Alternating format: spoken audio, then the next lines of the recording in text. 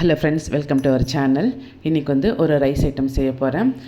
ஸ்பைசியான capsicum rice. இது கொஞ்சமாக காரமாக நல்லாயிருக்கும். இது லஞ்ச் பாக்ஸ் ரெசிபி, இல்லை மதியம் லஞ்சு கூட நல்லாயிருக்கும். இதுக்கு ஒரு குக்கரில் 4 டேபிள் ஸ்பூன் எண்ணெய் போட்டுக்கலாம். எண்ணெய் காஞ்சதும் கடுகு, உளுத்தம்பருப்பு, ஜீரகம் போட்டுக்கலாம். கடுகு பொரிஞ்ச உடனே ஒரு 2 காஞ்ச மிளகாய் கிள்ளி போட்டுக்கலாம். இது கூட பொடியாக நறுக்கி வச்ச 2 வெங்காயம், கருவேப்பிலை சேர்த்துக்கலாம். வெங்காயம் நல்லா வதக்கிக்கலாம். சாஃப்ட் ஆகணும் வெங்காயம், அது வரைக்கும் நல்லா வதக்கிக்கலாம். பாருங்கள், வெங்காயம் நல்லா வதங்கிடுச்சு. இப்போ ஒரு 2 தக்காளியை சேர்த்துக்கலாம். அது கூட பொடியாக நறுக்கி வச்ச கேப்சிகம், அதுவும் நல்லா நீல வாக்கில் கட் பண்ணி வச்சுக்க 2, அது நல்லா வதங்கட்டும். அது குக்கர் மூடி போட்டு உல்ட்டா மூடி வச்சிடலாம். ஒரு 2 செகண்ட் வேகட்டும்னு விடலாம்.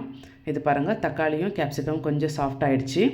இப்போ நம்ம ஸ்பைசஸ் எல்லாம் கொஞ்சம் ஆட் பண்ணிக்கலாம். அதுக்கு ஒரு 1/2 டேபிள் ஸ்பூன் மஞ்சள் தூள், 1 table spoon red chilli powder, 1 table spoon தனியா powder, 1/2 table spoon garam masala.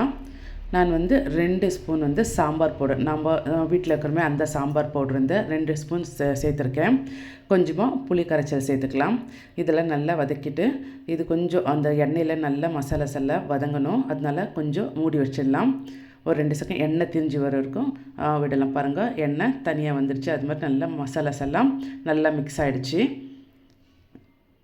இப்போ நான் ஒரு கப் அரிசி போட்டிருக்கேன். அதுக்கு 2 தண்ணி ஊற்றிருக்கேன். 1:2.